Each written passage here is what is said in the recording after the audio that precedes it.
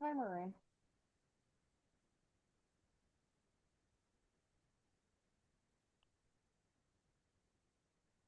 Can you hear me okay?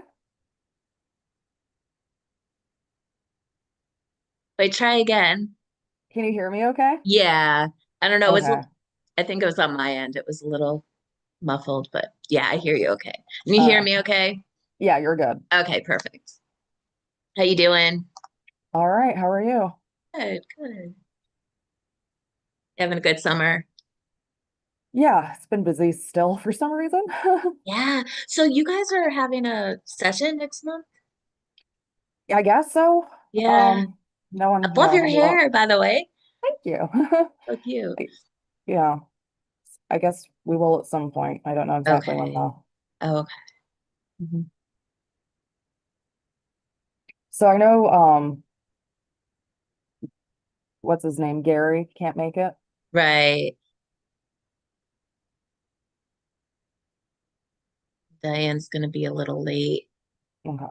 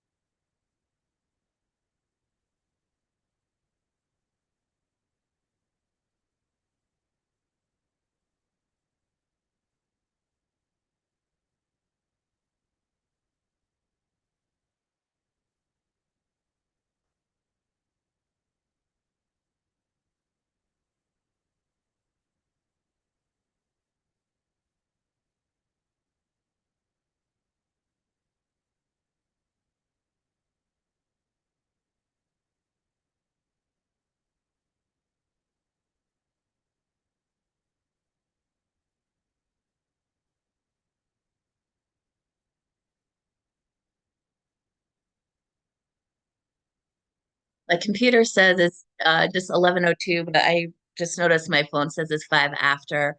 Um, I think we have a quorum now. Is that correct, Brian? Yeah, you're good. Oh, okay. So um, I'm gonna call the meeting to order. I'm sure people are going to still be coming on. Um, this is the CRT Wheelchair Repair Advisory Council, and thank you all for being here. Uh, just to let you know, Gary is not able to attend this morning due to travel conflicts, and Diane is going to be a little bit late. So we will work around her schedule a little bit. Also wanted to let you know that we're just changing the uh, agenda a little bit, and we're going to have the reports from OHA first to start out the meetings, and if that's okay with you, Bria, sorry, Becky, we're going to do that moving forward. Start with the OHA reports, and also just a reminder that we are getting into fall and towards the end of the year, and so after this meeting, come our September meeting, we're going to start moving the discussion towards looking to the annual report and what we might want to see accomplished this year. And I think that my co-chair is not here yet. So I'm going to, I'll take a motion to accept, well, we have two sets of minutes to go through, so I will take a motion to Bef- approve May minutes. So, Oh, Sheldon has wait, his hand up. Sheldon's got his Sheldon hand up. has his hand up. Yeah, Sheldon. yeah. I did want to make an amendment, which is I checked the video, and there's a place where it quotes me saying that this is talking about 7106, the bill that came up last year, and it quotes me. I have to pull it up, saying that preventive maintenance. The recommendation of this committee last time with council was that there should be Medicaid coverage for preventative maintenance for wheelchairs, that was taken out from 7106, which is true. But I also said some other things that I think were important that were not included. And specifically, I said that many recommendations of the council were gutted from that bill, and that the bill included a proposal to end this council. Um, the bill did not pass. I would say, personally, fortunately, because then we wouldn't be here. Um, but I think that should be said in the minutes, if that's okay. That's I move to amend the minutes to include Any that amendments, piece. can you please just send to me in an email specifying which minutes, exactly what you want said and where, please? Sure. There's timestamps. Uh, Okay, just please send me exactly what you want changed. Thanks. Okay. so, oh, go ahead, Sheldon. Well, so that's my recommend. I guess then, if that's the case, then we have to table it again because I have to send it to Brianne. And then I'd say for the June ones, I haven't had a chance. I like to check the video, and we only got it yesterday. So it's kind of hard to check against the video. Could I ask, maybe could we get the minutes a little earlier than, the day before? I don't know if that's realistic or not, but if we could, then there'd be an opportunity for people to check. I don't know if I'm the only one who does that, but to check against the video. Okay, thank you, Sheldon. Is that, we'll talk, Mr. Slivka and Brianne and I will talk about that because I would like to see, I'd like to see us back on a schedule, and that includes part of the reason of the minutes coming out so late is because we're also not getting the reports, and I know Brianne wants to send everything out together, which I agree with her there. So it's really a matter of the reports from Gary and Diane coming on time, and And Diane had her reports in last week, but we are still waiting on Gary. So that's something the three of us need to talk about. And but I do agree that we should get those sooner than they've been coming. David, you have your hand up. Yeah, I'd like to, yeah, I agree. I think, it makes sense to get the meeting minutes. I would say at least a week prior would be good, maybe that Wednesday morning before. And, have everything in, have the reports in, have the meeting minutes done, have the agenda done and have it sent out, that Wednesday. That would be ideal if if it can be done. Thank you. Yep. So prior, around this time last year, I think it's things, I mean, we changed hands, with, Brianne taking over Chandra's position, but also, they were in session. And so our schedule was kind of touch and go. But our original procedure was to have any reports due the week prior to, so it was Tuesday at the time, a week prior to the meetings. And then, I'm not sure, I think it was maybe a day or two, and then she would send them out as soon as she got all the information needed. So that's the goal. It's just, again, everyone has to be committed to getting the reports, and so we can get it out early. Okay, so moving on, I'm sorry. Oh, yeah. Excuse me, Maureen. Oh, yeah, we have June One too. other suggestion to move things along. Yep. Is it okay if I send what Brianna asked for quite reasonably? Tell me exactly what you're proposing for the change of minutes. Is it okay if I send it out now for everybody to see? It's going to be really a small change, and then people can have them. We can come back and maybe vote on the minutes with the amendment or not. So Okay, we can at least get that done today. that would work. That'd be great. Okay. And so are you asking us to table June? Yes. To table May. No, I think I don't I have time to check the video for June, but for May, Okay, so yes. you're not I'll, asking for more time to No, we review want to them? table June's as well because we just got it yesterday. right. I'm proposing we table just completely table June, but for May, since it's already been Right. pushed off No, no, once, no, I understand. Okay. I'll send the proposed change now so people can look at Yes. it, and then we can vote on it later today. Okay. Okay, thanks. Okay, thank you. And just a reminder, if you want to interject, just put your hand up, please. Becky, we'll move it over to you and Ohad. Okay, well, good morning, everyone. Sorry I'm a little late. For some reason, I had some trouble signing on today. It wouldn't let me join, so I apologize for that. Since we didn't meet last month, I have an update for the last 2 months. So, since July and August, right? So, yes, for the last 2 months. We've had an uptick in referrals, which I guess is a good thing because people are hearing about us and they're reporting their wheelchair repairs, which I'm happy to report. And we're absolutely happy to hear too that because now that we have the new motion and the NSM referral for the release of information, I'm now able to escalate reports able to get involved rather with their cases. So I've been able to escalate their wheelchair repair reports. So I've been able to get involved and we've been able to escalate repairs and get them happening faster. So what I've noticed though is that in the past, since I've taken over this role, we've had more new motion reports that had been reported, but over the last month, we've been getting a more NSM reports. So I had a chance to chat with Maureen over the last month, and what I had seen in the past were, like I said, more new motion, but so they've been split evenly now. So we had 10 over the last month, 2 months rather. And so we've had 5 that they've split equally. So 5 new motion and 5 NSM.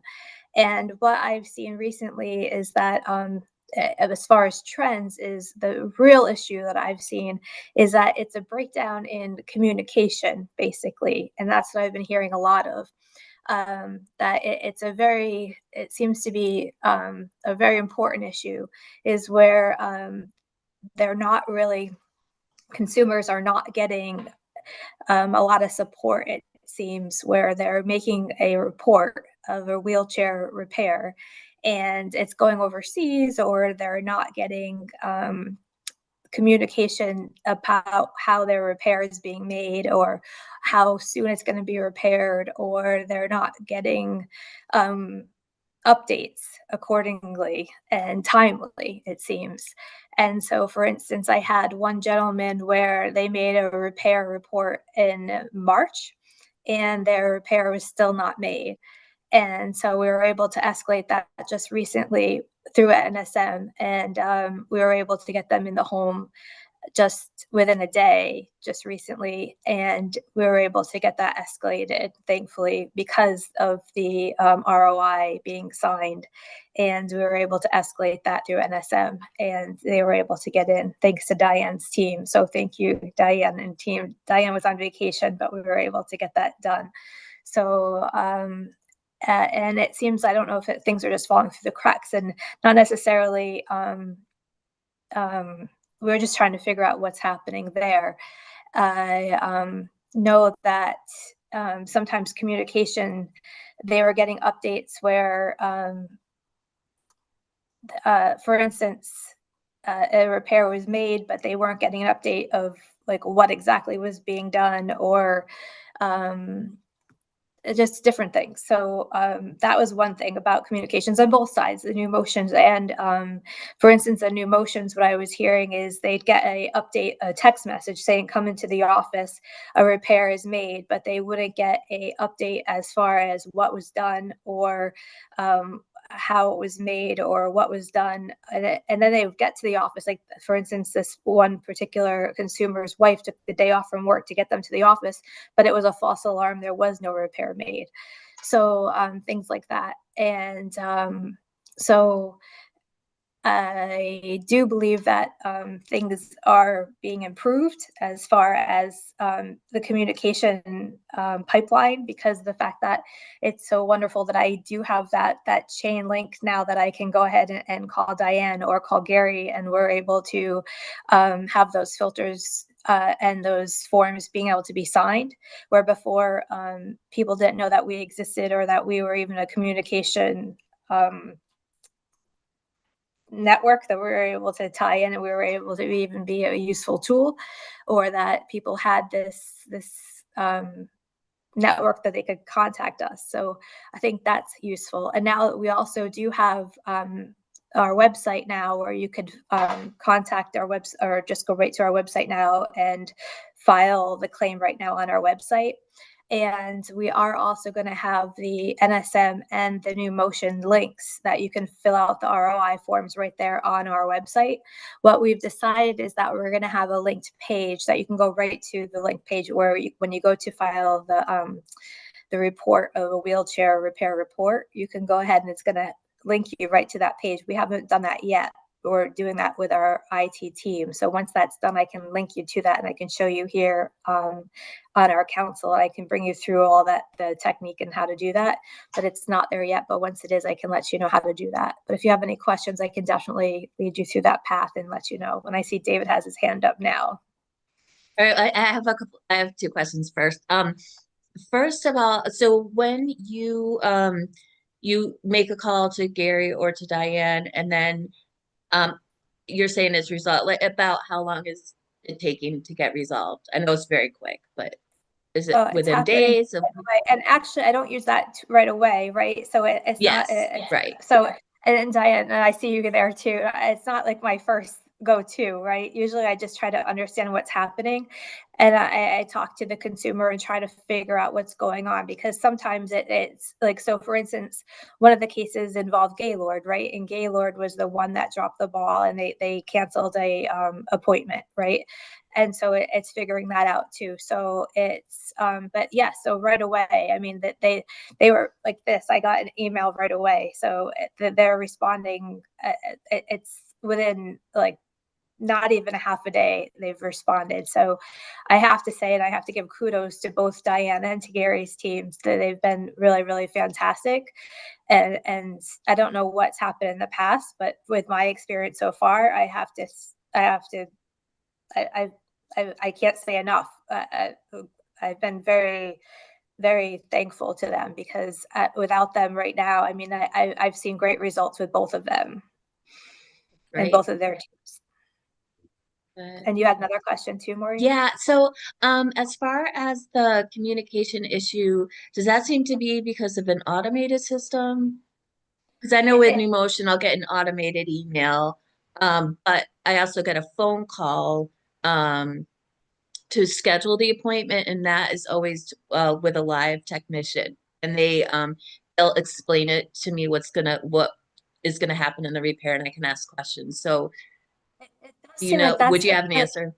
the biggest frustration I hear so far is that they wish they had a local person to talk to, right? So for instance, like with Rocky Hill with New Motion, it sounds like they wish they had someone with Rocky Hill. Like they could just have a phone call and a local person they could just call up and just ask a simple question to.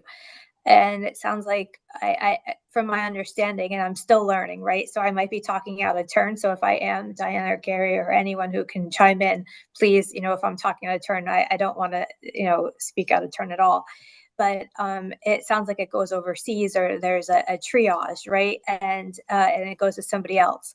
But and it's not somebody that has worked on their case before. It goes to somebody different, and so they have to wait on hold. And so, for instance, this one person had to wait on hold for a really, really long period of time, or they wrote an email and it came back to them and it says, I'm sorry, that person no longer works here, or they wait on hold for 70 minutes or something like that, and they wait and wait and wait, or that there's that automated system where it says, okay, if you put your number in, we'll give you a call back, and it takes a long time. So they just want somebody local that they could just call up and say, okay, this is Jeff, I've talked to Jeff before, Jeff works in the Rocky Hill office and I know Jeff will be able to help me out, or something like that. And it's just something along those lines.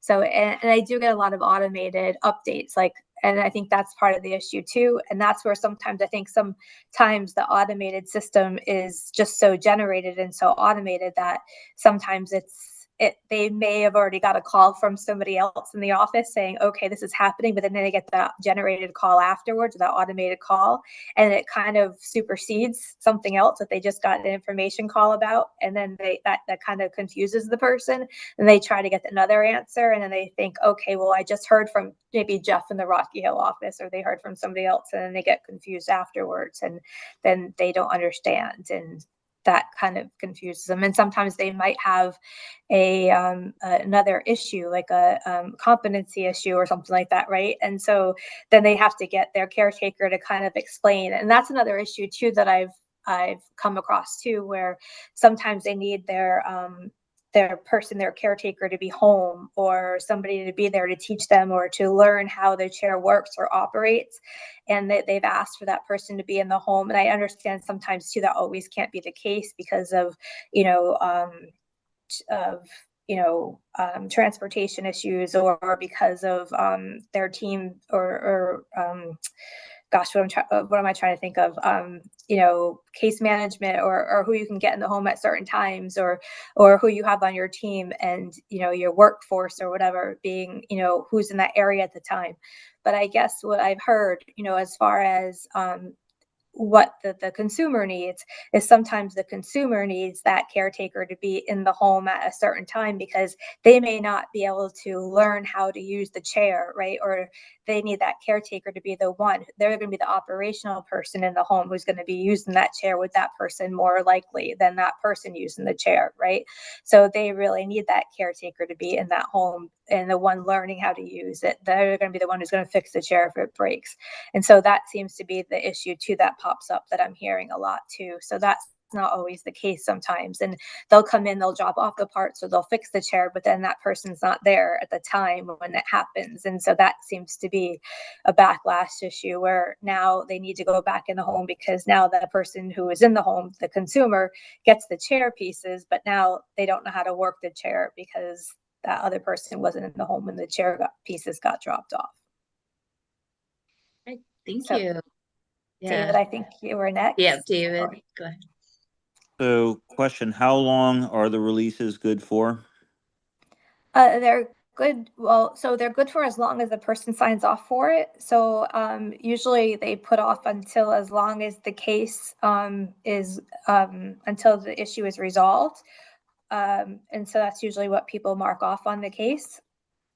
That means that the person has to fill out the forms again when they have another issue. That's usually the best way. That's usually what I recommend, David, because otherwise, but other people mark off as long as they have the chair issue. It's up to the individual what they want to mark off. But Okay. Also, what's the progress that you've had with the two companies in relation to having them and work with you to communicate to people that use wheelchairs about their rights, in particular to the law, and getting their chair fixed in a timely manner? So we really haven't had that communication at this time right now. I mean, as far as we haven't started those communications yet. Right now, we've really worked on the releases and getting those releases done. And what we've done is made them fillable. I mean, that's been our beginning steps. I know that we have that obligation right now based on the new law that's come out. So I know that we're in the works of working that through now, but we are updating our website, and we're working in that process. So it's ongoing. And I know that we're doing a lot of outreaches on our own here. So I guess that's an ongoing process, I would say. Okay. I mean, because I asked this last time and it seemed like there was positive progress and the two companies seemed willing to work with you to Yes, educate people and send out information to consumers, and so hopefully that happens. I would say it's still an ongoing process. I think that with vacations and all over the summer, I think Yeah. that we've all kind of been on vacation. So I definitely think that we're all here to discuss it and see how we all can work together going forward. So I think that once the vacations are all done, I think that it's still going to be an ongoing conversation and see how we all can do that going forward too. So I think probably once fall comes around, that conversation will continue. Great. Thank you. Sure. Eldon. Yeah, thank you. Just a thought that this is not news, but when OHA is involved, it doesn't necessarily give you an accurate picture of what's really going on because OHA is involved, right? It changes what the reality is. And because no offense, but the companies are much more responsive when they get a call from you. And therefore, it's really helpful to where this is, they've been trying to do it themselves, right? And then gotten frustrated to call you. I think it's really good to record that, what their actual experience was before they figured out to call you and that happened, because that will give us a little bit of a window, not a huge window, but a little bit of a window into what the consumer experience really is. Absolutely. Thank you. Do you have any further questions for Becky? Well, thank you so much, Becky. And I've been on the website.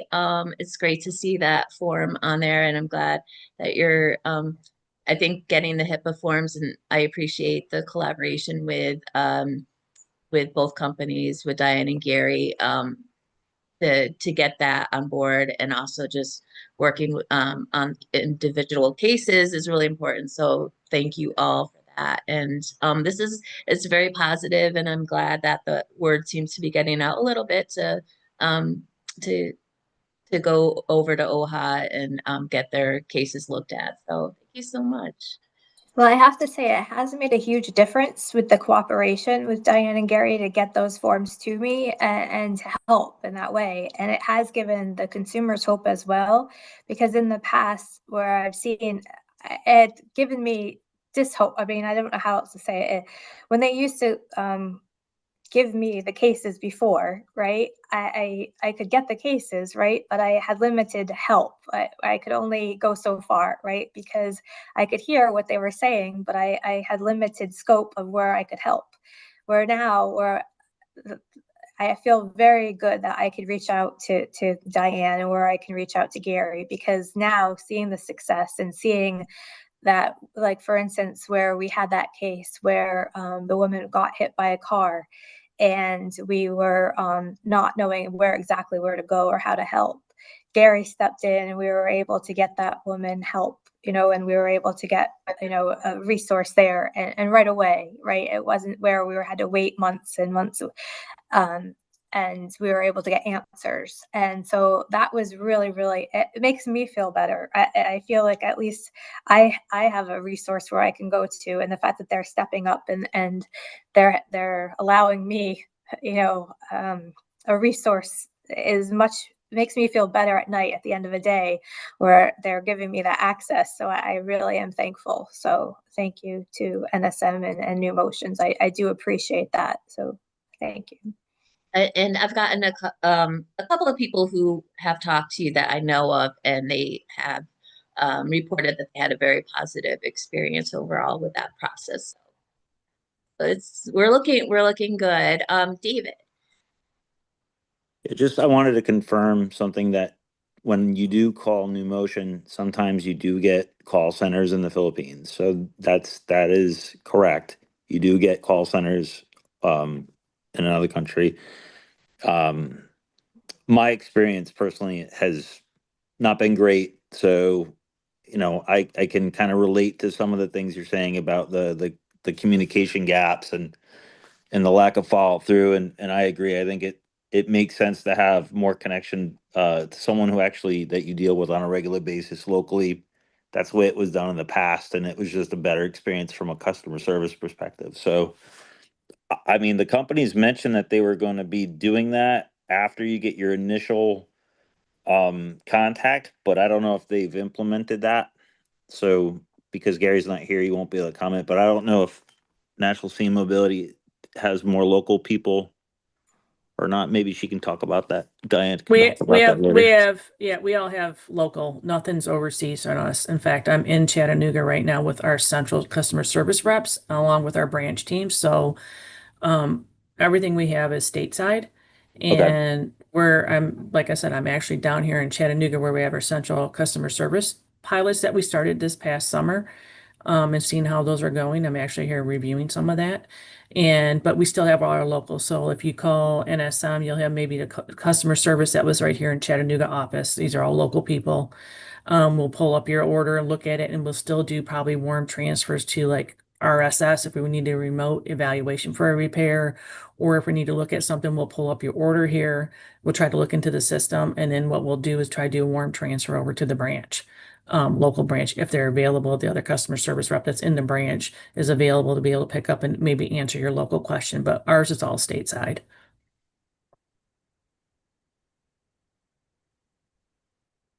Okay, thank you.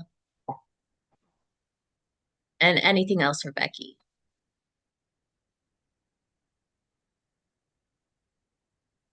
Okay, well, I'm gonna turn this over to John. John's made it to the meeting. So if you have any comment or any comments or notes you want to say, and then we'll go over to Diane and NSM. Sure, thanks. No, sorry, everybody was just on a call, so logged on a minute late. Good to see you all. Hope you're all having a good summer. It's coming to a close. No, happy to move on. And Diane, the floor is all yours for your piece. Thank you. Appreciate that. Sorry for my tardiness too. Getting on. I was in a meeting too. I'm actually triple booked today, so trying to manage a couple of things here. So just kind of giving the July summary. We had 300 orders in the month of July. Of those 19 orders, NSM was at fault for not meeting that 10-day window, either due to scheduling conflict, admin, quote delays, whatever it may be. We also had everything was responded to within the business day, two for any orders. When looking at our PO time for some things, I know, getting a PO issues within 3 days of evaluations, we're still struggling a little bit with that. That's really still dealing with our manufacturer quotes, but the majority of our orders, even regardless of that, we're still getting the majority of it done within that 10-day window of what's occurring. And I think the key thing right now for my staffing that I kind of shared Our Connecticut branch is, our branch, 59, we have 4 active road techs and 1 in shop, which is our smaller location. In our Newington location, we have 6 road techs, but one of our road techs right now, we have a total of 7 is assigned, but one of them we had to temporarily bring in the shop because of injury, and so they're on lighter duty status right now. So right now we have 9 on the road and 7 in shop, where there's normally 6 in shop and 10 on the road right now is our staffing. So we're trying to accommodate that. Hopefully he'll be off his leave, temporary workloads here in the next couple weeks to get back. And yeah, that's kind of like down and dirty right now with the latest updates that we have. So I just want to kind of hold there and see if you guys have any questions.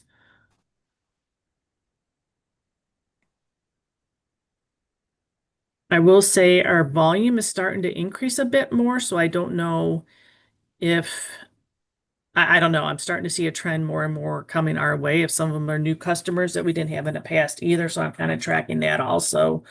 And I'll probably have that in an update for the next August report for next month. But I want to make sure I answer any questions that you guys may have on our status. It seems like we're still maintaining in the lower 90s, trying to hit that 95 to 98%, but we're getting close.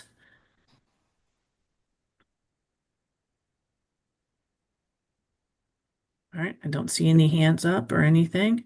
Sheldon's got his hand up. Go ahead, Sheldon. Yeah, I felt bad nobody raised their hands. That's why I did. No, I jeez. don't have anything to say, but I thought I'd raise my hand. All right. I just, in terms of staffing, so am I correct that at the moment, just like now, Yeah. you have 16 full-time staff that we can say, Yeah, we have technically, Sheldon, we're supposed to have 10 dedicated on the road technicians, and then we have the 6 that are in, the in shop there. So normally right now we have 7 because one of those 10 right now is in the shop right now helping out because they got injured. So they're on lighter duty. So we had to pull them back. So typically we're trying to make sure at all times there's no less than 10 road technicians dedicated. And then we have our in-shop ones they can do. We don't hardly have, if you look at our numbers, we hardly have anything being done in the branch. Almost everything is being done out in the field. And we're still, every day it's a manual process to reroute to make sure we get that 10-day window hit with products. And we have more shelf stocking and we're over ordering on some things too from our manufacturers because I don't want any delays happening. So there's some other things that we've done in between also on that to kind of make sure we're hitting that as best we can. And we're still trying to work too with some of the questions that came up at the last meeting about the skilled nursing facilities on their day scheduling and that. Most of those now, for those that have been missed, like you see on there was like 15 appointments in the month of July that were outside that 10-day window. Those were all within like 2 days though. They were like 12 days out. And that's just how the scheduling is. And we have talked with the facilities to see about doing it a little bit sooner or adding another day in the week if we could do that, working with them. Because I know that was an ask last meeting. And we have been reaching out to our facilities that we work with on that. thank you. So my follow-up question is, since so few of the repairs are done in the shop by NSM, I'm confused by the breakdown of 9 on the road, normally 6, 7 in the shop, but even 6, that ratio doesn't correspond to the very high percentage of repairs that are done in the home. Yeah, but a lot of that stuff that's in the shop, keep in mind, Sheldon, the in-shop people are going to be assembling chairs. They're going to be also putting together component parts to it. They're also helping load up the vans for the repair technicians going out. So it's kind of a combination. And also they're going to be one maybe like the one warehouser. That's all they're doing is inventory and making sure and setting all those up and coordinating. So really when you're looking at that, those in-shop people are also assembling and getting all the things ready for the repair trucks going out to the persons in place. And sometimes we do pull our in-shop person onto the road. right? But we want to make sure we're very transparent of where we have our bodies for your FTEs, who's assigned where. But it does not mean our in-shop people do not go out on the road. In fact, they do. They have, but they're technically assigned in-shop.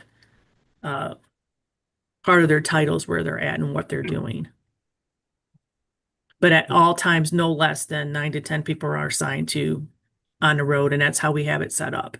Because I know that question kept coming up, how are you doing it, how they're assigned, and what have you. So I wanted to be very transparent how we're doing those. Thanks for explaining that. And Absolutely. I did want to say that we really appreciate your report that has total number of orders, broken down by the payer in each case, and then detail and right, the nursing facility versus Yeah. in homes. It's all very helpful information. Yeah, I know, because you've asked it enough times in the past. I figured just better just do a summary. Thank you. You're welcome. Any other questions? Because I do have to hop out for another call if I could, but I want to make sure I answer everyone's concerns or questions or things I need to take back. I'm sorry, and there is one more thing to take back. Sure. Which is, I know he's not here. Gary's report does not include that information that I just said. And it would really be helpful to have it. And if you can, I mean, technically you're the only member on this council, but if you could take it back to him, that if he could produce the same data you're producing, that would really help. Yeah, and I would ask too, if you guys don't mind, John and Maureen, if you can put that as a follow-up directly to him and just CC me on that. How I have the summary report, if that's a request. We'll take it back to him. I'm not going to speak for him. I mean, we're technically the report that we're supposed to give you is just the one that's the fill-in per policy, per the bill, but I know it's just to kind of explain and be able to, back up what we're doing, where it's at for validation. I'm more than glad to take that back to him. Go ahead, David. I was gonna ask, I asked before about how both you and New Motion are working with OHA to educate consumers on the rules and their rights. Has your company sent out any sort of information on it? Yeah, we actually have that update. So we're doing especially with new equipment, we have outlines with that, and our customer service reps are actually sharing when we get calls in. And I'm sure you can reach out to some of your consumers and validate that, saying we have to get this done in this timeline. So we have made it very transparent and timeliness to do this, and that because I see it even in our notes. And I've had some people come back to me and ask and say, "Hey, I got told this. Is this true?" I'm like, "Yeah, that's the policy that's in the state." So we've already been doing it since early summer, to be honest with you, David, on those. We've been informing the clients. So it's not, and in regards to complaints, I get complaints and we address them same day if we get them. So if someone's not getting something or not getting understanding and they're trying to get frustrated, if we get a complaint that comes in, those usually come to me. So I'm following up because a lot of times I'm doing it also with our insurance plans, right? So if the state has something from, Husky Plans has something they're concerned, we get those all get routed to me. So I get to look at those and work with it 9 times out of 10. So what if we're getting complaints, go ahead. I was just asking, could you just, I guess, clarify in what method do you kind of put this information out? Is it on your website? Is it put out like an email blast? If someone comes and they call the branch, or if they send a formal, like we have complaint resolution dedicated email. That's what it's called, complaint resolution at nsm-seating.com. That's usually, it comes either from our payers. If a client 9 times out of 10 will call the plan, to be honest with you guys, and they'll complain about something. So we will either get it from like UHC, I'll get complaints if someone calls in. If Husky gets a call, if the branch, someone calls the branch, hopefully they're resolving it directly with them. But if they don't get resolutions, 9 times out of 10, most of the clients are going right to the insurance plan and complaining. And they send it to us because that's part of our policies with the plans. There's certain resolution we're supposed to do within a certain time frame. Humana's got like a 48-hour turnaround time. UHC typically has within 5 days, you have to have resolution of what steps you're doing to correct it.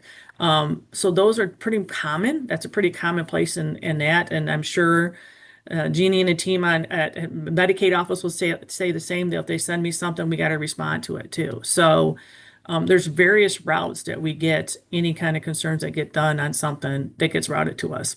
And I usually ask it because when it comes from the plan, being in my position with the employer relations and the contracts that I'm doing with all the insurance plans, I want to see them because I also do reports on those and business reviews. So go ahead. Yeah, just so it seems as though your company is doing it, and to my knowledge, New Motion, I don't think is, I educating can't speak consumers. for that. I think they Yeah, do some stuff, but I don't know how, because I know even when I worked at New Motion years ago, if something came across in the plan, and I usually responded back when I was back in the day. So I can't answer for that, but I know both sure. of our sites has consumer customer contacts too, because like if you go to NSM site and you go over to contact us, you fill in information on there and that goes routed and then it comes back to us in the either local branch or the actual work order. We'll see notes coming in if someone sent something in on themselves. And I know New Motion does the same thing on stuff. So there is contact us on both of our websites. And there's also the 1-800 numbers for the consumers to call too, outside of calling the local branch. Thank you. You betcha. So Diane, you said that you're letting the customer know their rights under our state law. Mm-hmm. So that is when they get their chair or when they have a repair. I didn't catch. I didn't catch Well, that. it's both. It's both. So Okay. we're making sure people are aware of that when they're coming. And also our technicians also are sharing it when they're out in the field with the client, saying, yeah, we got to get this in. I got to get this evaluation done for you. We have 10 days to get these completed.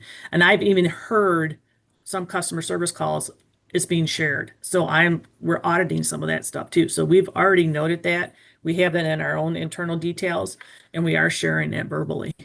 Verbally. So is you Yeah. have anything in writing or you just do it verbally? No, it's verbally, but we do have our outlines and our policies on that. And a lot of times when we're given new equipment, we have that outlined in their documentation on the bottom because you have a checklist, right? Because you guys, anytime someone gets a new chair, a new piece of equipment, one, we'll make sure it works right. And then we have the contract, their checklist, their I'm losing my train of thought right now. So whenever we do an assignment, when we have you consumers sign off on it, you have a checklist of stuff. And also we're supposed to make sure you're showing how to contact us. And you're also going to get your warranty work stuff on that. So there's all that details laid out in that. Okay, thank you. Yep. Okay. And I do apologize for hopping off again, guys. I apologize. It was just a tough day today coming back. But if anything else comes up, please, John and Maureen and team, just please email me and I'll make sure I'll follow up on it. Thanks, Sure, thank Diane. you so All right. much. Thank Appreciate you, it. guys. Take care. Have a Yep. good rest of your day. Yeah, you do the same.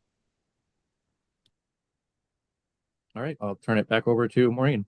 Okay, so in Gary's absence, I did want to open the floor if anyone has any comments on Gary's report. I know Sheldon, you already jumped in during Diane's piece, but if just anything constructive that you want to know, we're gonna as Diane had requested, we're going to send that recommendation over to Gary. So if there's anything else that is of concern or you want to make note of, I'll open the floor for that. Have it.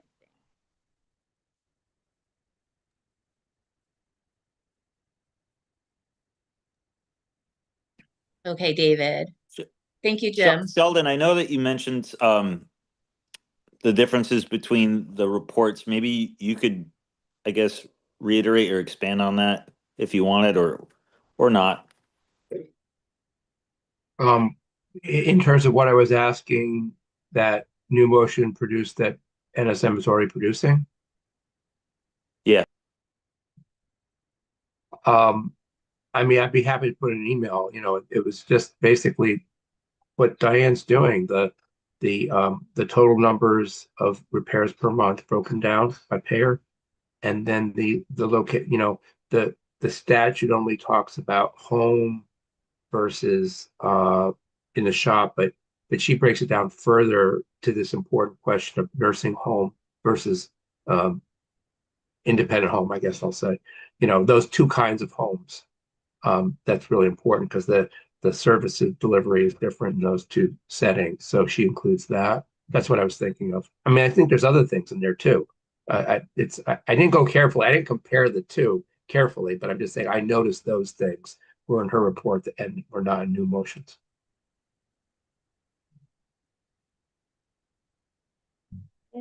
Is there anything else?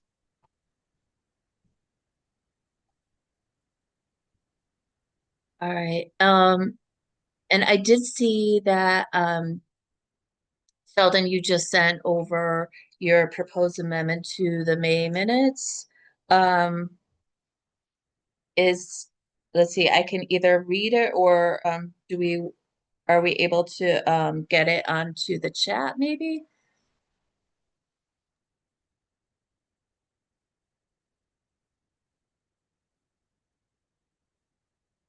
Would you like me to do that Um, or Brian? I guess, yeah. I can do it. If you could, yeah, that would be great. It did bounce to one person. I'm not sure.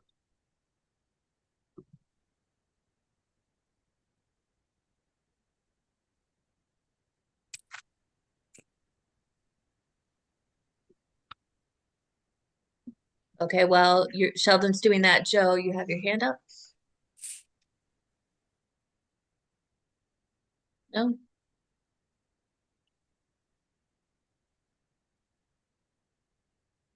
Here we go. You can hear me now, right? Yes.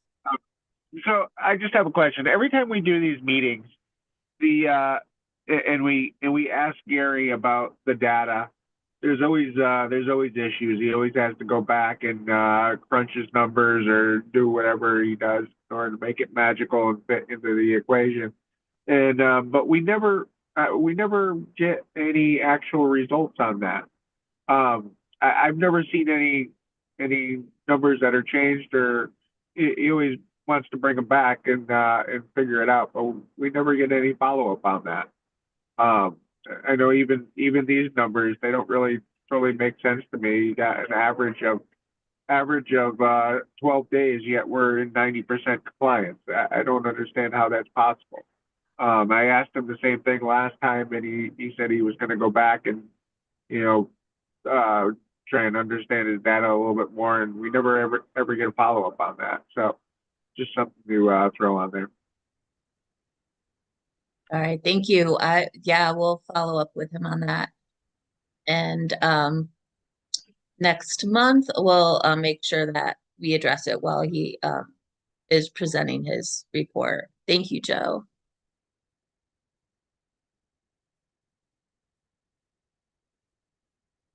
Okay, so we have in the chat the suggested amendment to the minutes.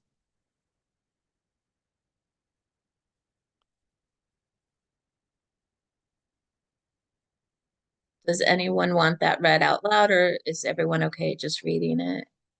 Or do we need to have it out loud No, you don't need to for read it the out video loud. purposes? I'm sorry. You don't have to read it out Oh, loud. okay. Okay. Thank you. So just give a minute for people to read it and then we'll vote. I don't see anything in the chat if you put something there. Yeah, Sheldon, put the suggested amendment.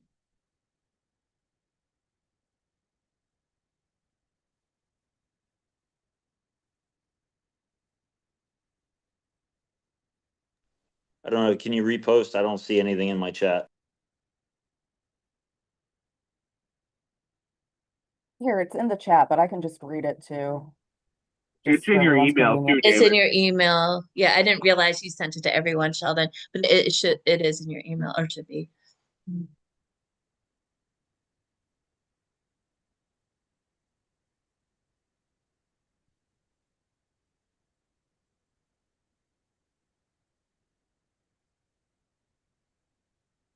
Got it. Read it. Good.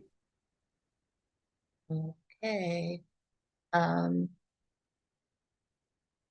So we need to vote on the amendment.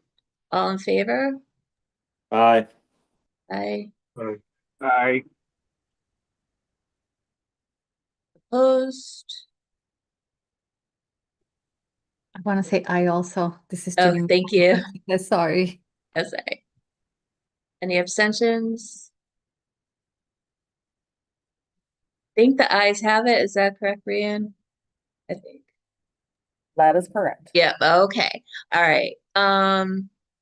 Okay, so now I'll take them or yeah, we didn't actually have a motion to approve the minutes. I'll take a motion to approve the minutes. Motion to approve the minutes. Thank you. Second. Second, Second, All right. All in favor? aye. Hi. Opposed? Abstention? Okay. The minutes are passed as amended.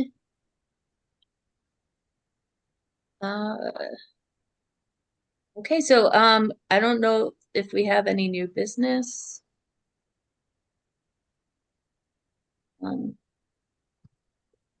Yes, Sheldon. it's not really new business, but I just wanted to respond to what Joe said, because I'm trying to understand the chart. I know Gary's not here to explain it, but maybe Joe can. That they're reporting completed repairs 89% of the time in the home in compliance.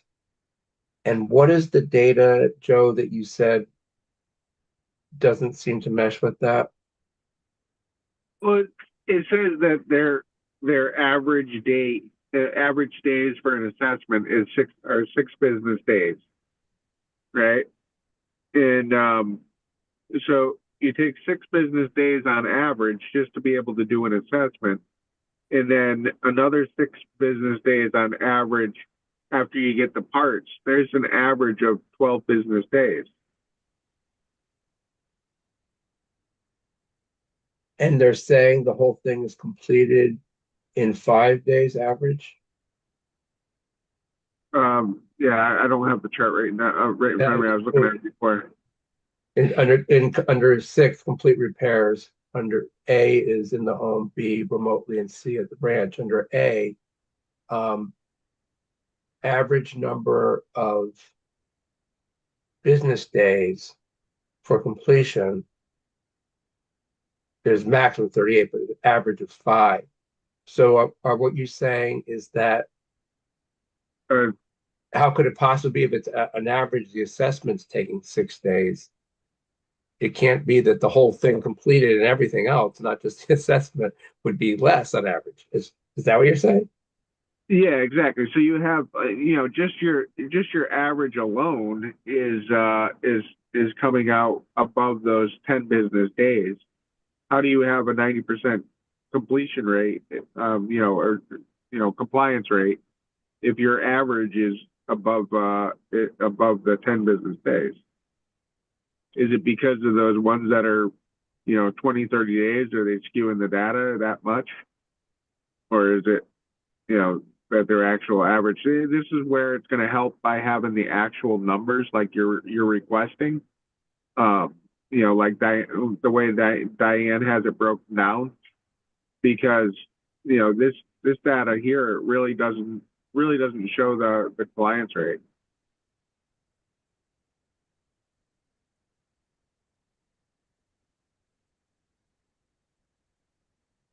They're above their averages are above what the compliance rate is. So how could you be so high on the compliance rate otherwise? Right. If I could follow up, it's actually 2 things that I think are inconsistent. That adds up to more than 10 business days. But then it also says what the figure I was pointing out before, complete repairs under number 6. And it says the average business days to complete the repair in the home is 5 business days. And even taking out, the allowances for ordering parts and stuff, that doesn't make sense. Yeah, no, I know with my order that I did, about a few weeks ago.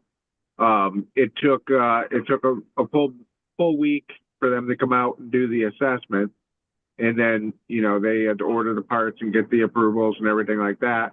And then it took another week and a half after they got the parts in. I mean, they were at like 16 business days and that was with me emailing Gary and requesting it be moved along, promptly.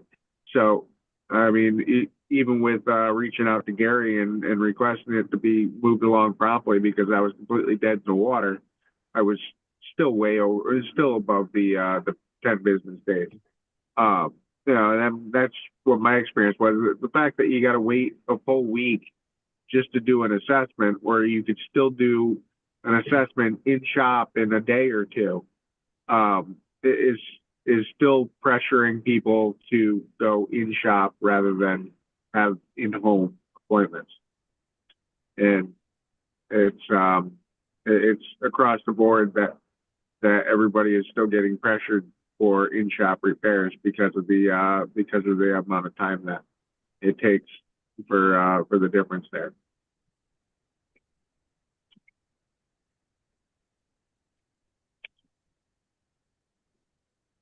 Their in-shop and their remote are great, but there's no way they're in that great of compliance for home repairs.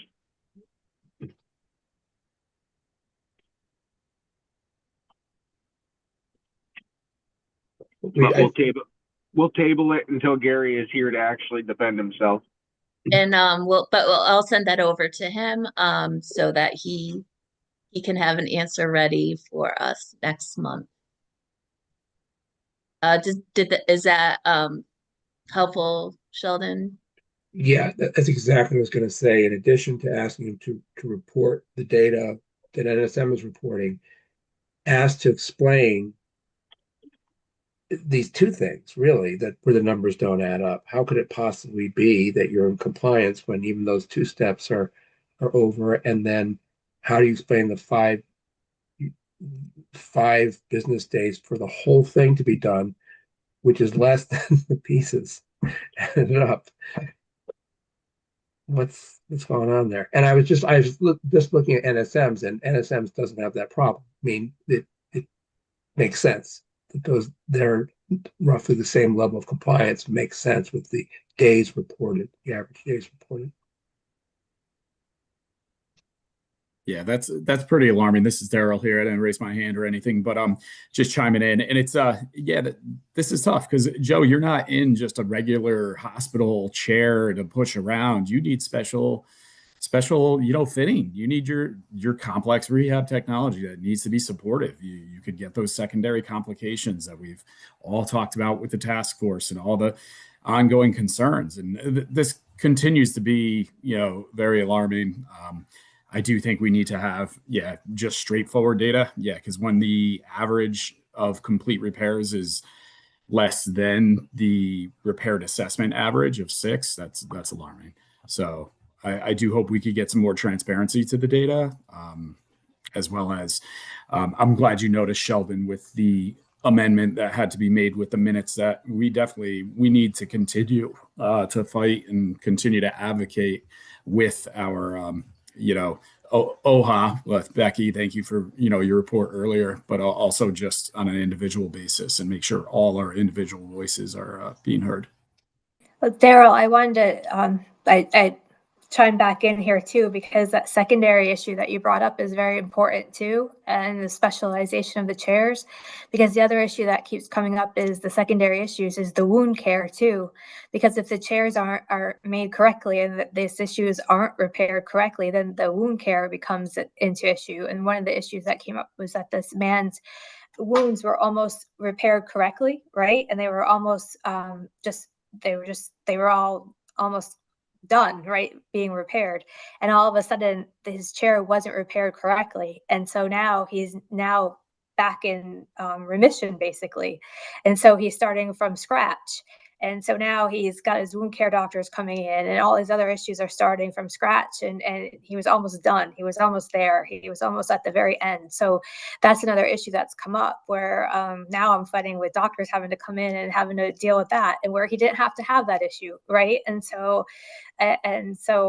yeah, so I'm glad you brought that issue up because I had forgot to bring that up earlier. But these are all issues that I'm seeing. And then Sheldon, you had brought up the issue where you're talking about what happened before I got and escalated the issue of NSM and new motions coming in to help.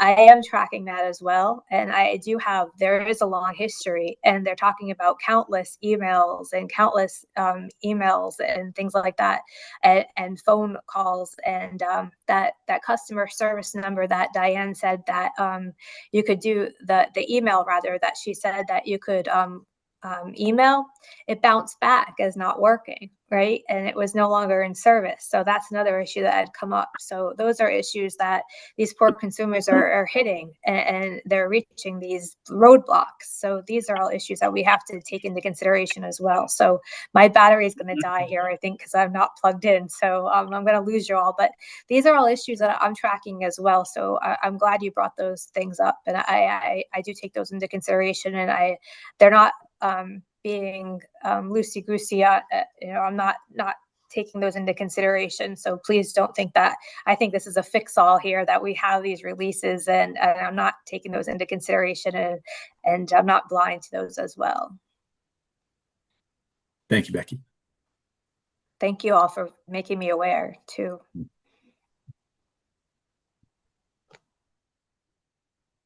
Yeah, and I just want to, I'm sorry, I didn't raise my hand, but yeah, I just want to say it's just not just wound care, because I know with my situation, I was using a backup chair that's not properly fit for me. So therefore, just being in the seated improperly, I was one leg was a little bit higher than the other, and I couldn't figure out why all of a sudden I was having issues with sleeping, and just constantly spending half the night just trying to stretch my legs because I'm not properly seated. And granted, it doesn't sound like that long, 14 business days for that, but by the time the whole process is done, you get the approval and everything like that, it was probably close to about a month and a half, almost 2 months of being in improperly seated backup chair. So it really I'm still trying to get back to normal sleep habits, because everything was improperly just being off by an inch or two. It makes a big difference in my case. So it's not necessarily just the wound care. It's pain issues and sleep issues, and it all gets tied into just having improper seating for that amount of time. Yeah, Sheldon. In response to Becky, thanks for collecting all that. I mean, reporting on what experience people report to you when they finally come to you is really great. Maybe it could be formalized somehow, obviously without names included. But I did have a question about that last case. Was that person the person you said who deteriorated because of the wheelchair? Was that person on Medicaid? Those aren't things that I have information on, Sheldon, because I don't get their insurance issues. I couldn't go back and follow up, because when they fill out the HIPAA releases, I don't get their insurance information. I just get the permission to be able to talk to New Motion or NSM, but they don't fill out their insurance information, because we don't have them filling out the full OHA form anymore. Mm. Well, here's the reason why I'm asking. One of the things we've already, we discussed extensively, and came up in the revision minutes again, is preventive maintenance. How the council, and actually that one was, I think, unanimous recommendation that Medicaid at least should pay for preventative maintenance. And the stories, we don't know if that particular case was Medicaid, but in general, it's important to illustrate the state of Connecticut pays if a person gets a wound because of a bad chair, right? And so boy, it's really cheap to provide preventive maintenance compared to that. And it just might help, I'm thinking, making the case with legislators and DSS, I guess, yes, oh, Eugenics here. If we could show how these things really can be very expensive, and therefore you want to make sure people have the right equipment. I definitely could follow up. So Becky, would you be able to, when you're speaking to a customer, are you able to just ask just Sure. basic, what's your insurance, and not have to follow up further on it? Oh, sure. for- I okay. definitely can. Okay. I just haven't, because I didn't know that it was something that you definitely wanted me to track, but I definitely could going forward. I just haven't done it just because of the fact that right now it's just been a need for me just to get the chair repaired, and that's in my Right. initial No. focus, right? Yep. But going forward, definitely, if that's something that the council wants me to track and and get information on, I can see why you'd want me to, especially with the markers that you're wanting to go forward on, and especially for preventative reasons and the like, and to show those reasons, I definitely could. That would be great. Also, Absolutely. sometimes there are insurance issues, and the law obviously does not cover Medicare, so it is helpful for, I think, the purposes of the council.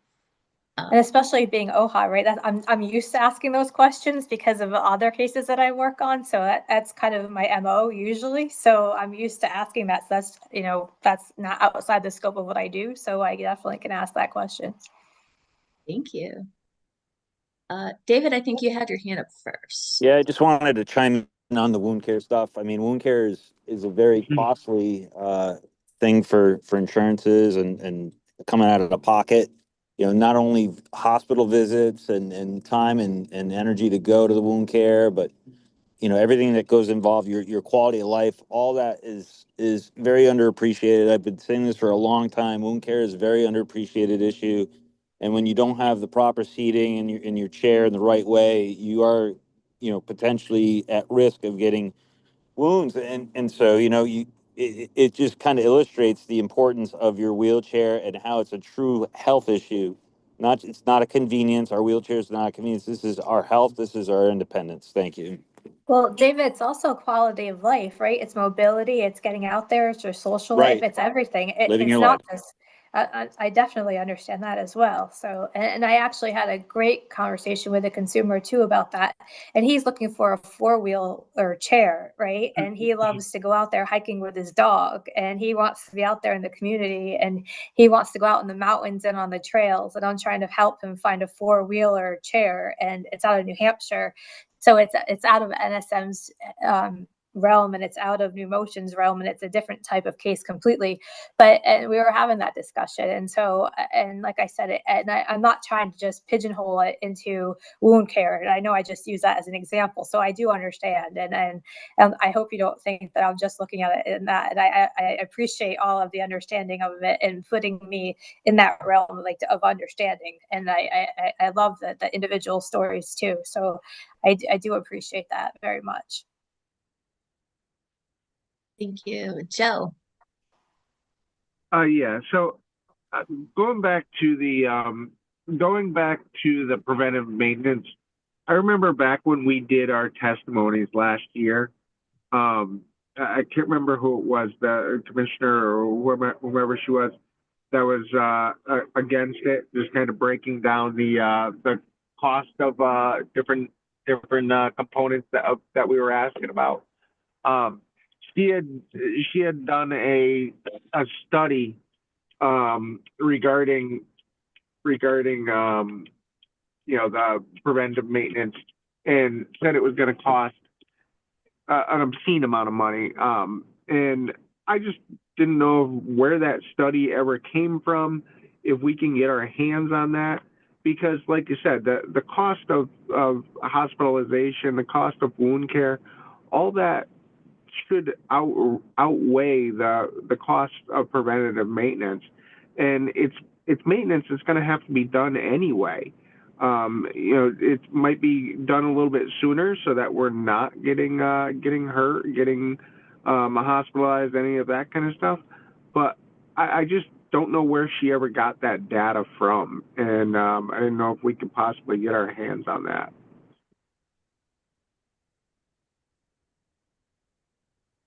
Does anyone on this call recall this study or know what Joe's talking about?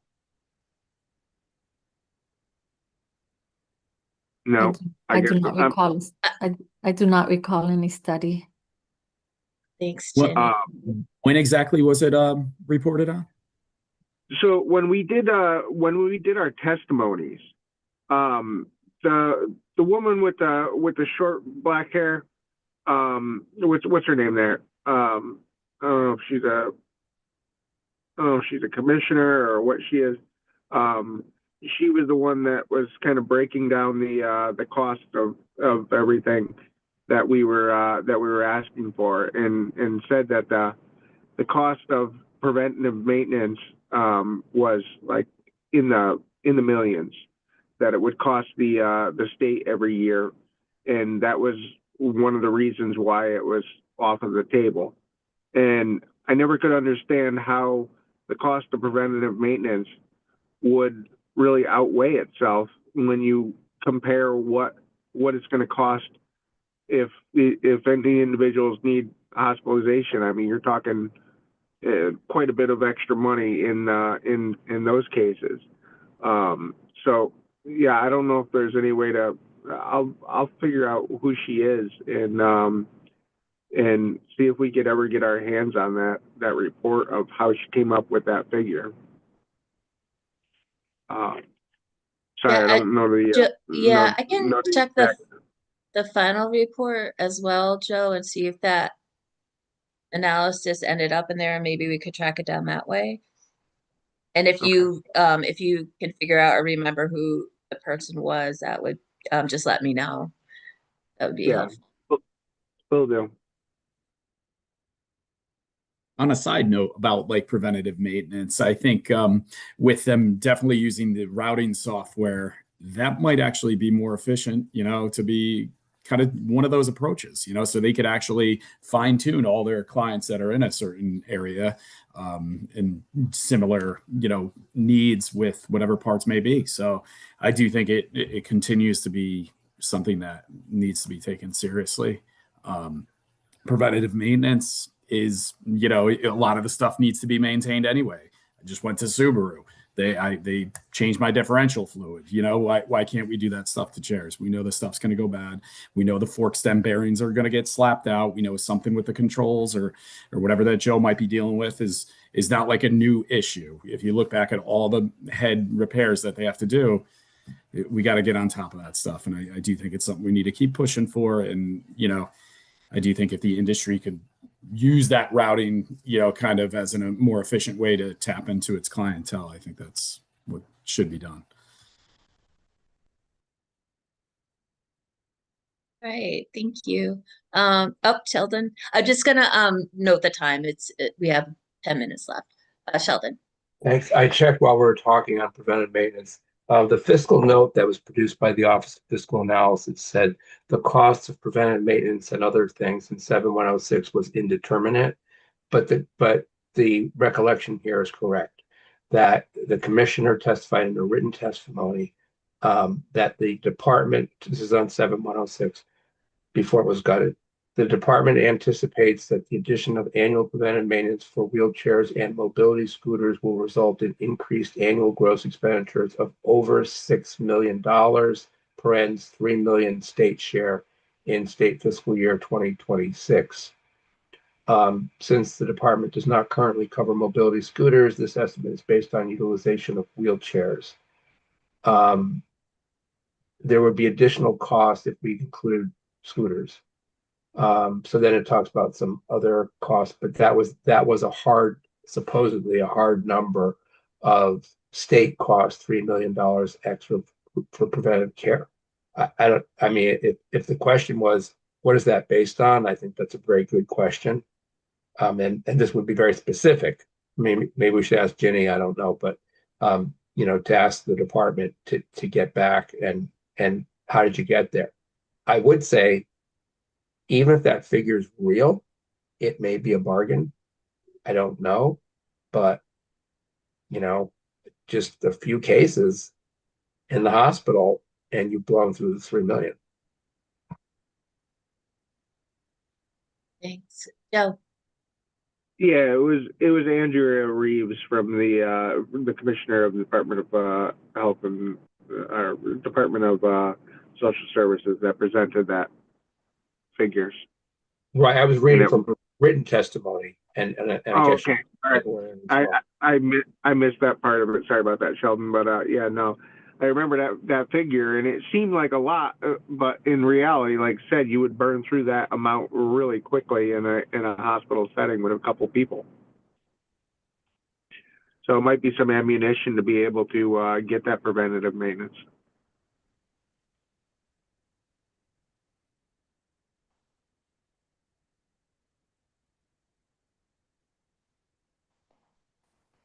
So going forward, would it be so it sounds like it would be helpful for me to track the insurance companies. So when I get a report, just kind of keep an eye on which insurance company they're reporting from, if it's a Medicaid case or Medicare or a private insurance company.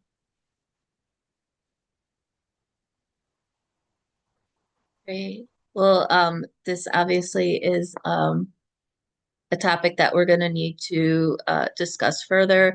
I originally had been, I talked to my co-chair yesterday, and I suggested having this discussion in October, just because I have a meeting with the committee co-chair coming up, and so I wanted to have a further discussion with her, and then but we obviously can talk about this next month as well, and I want to get some feedback from the industry as well. I know they do prevent it. I think they do it in other states, so want to see what that looks like. They may have better information on the financials, so it is, we have about 5 minutes. I'll give quick if anyone has a final comment. Otherwise, we need to talk about our next meeting. Next meeting date, I just have my calendar up, and now it's the third Wednesday is the 17th. I do understand that there is a special session in September, so I don't know if that's going to affect anything. Can we, what would you like to do, Brian? Do you want to, we can keep that as the tentative date, and once we Okay. confirm the special session date, if that conflicts, then we can plan again. Okay, and then do you know about when you're gonna get the information? I'm sorry, I don't have that information. I wish I Yeah, did. no, that's all right. All right, Sheldon? Yeah, just to say on the special session, I don't think it is September.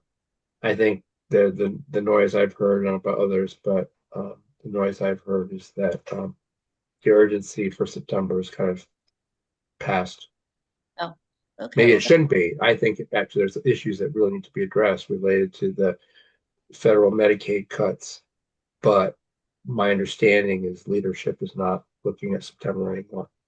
Maybe Brienne knows better, but that's what I've heard. Okay. Okay, so we will tentatively have the meeting set for the 17th. In order to get the reports a week in advance, we would need to, I think by September 3rd, we'd need to lock that down. Okay, so I will take a motion to adjourn. Motion to adjourn. Second. I second. Thank you. All right, all in favor? Aye. Okay. All right, opposed? Uh, Thank Oh. you so much. Thank you so much, and we will see you next month. Thank you. Thanks, Hey. guys.